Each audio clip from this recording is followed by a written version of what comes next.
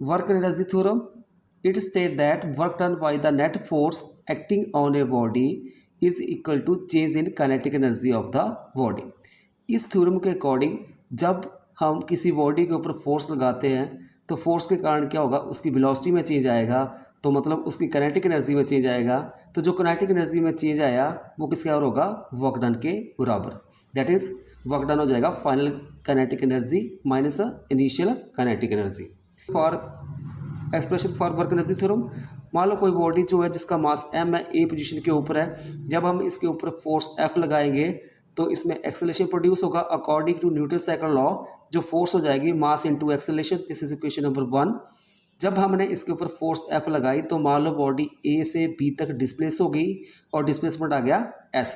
तो इस तरह से फोर्स लगी, डिस्प्लेसमेंट हुआ, तो वर्क डन किसका आ जाएगा, फोर्स मल्टीप्लाई डिस्प्लेसमेंट।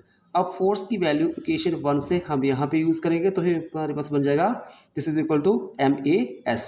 अब हम रिलेशन का यूज़ करेंगे, V square minus U square is equal to 2AS।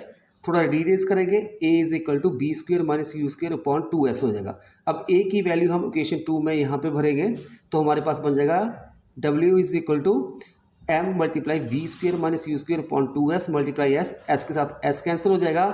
So this is equal to half mv square minus half mu square, that is final kinetic energy minus initial kinetic energy, that is change in kinetic energy and it is equal to work done। So ये आ जाएगा work energy theorem।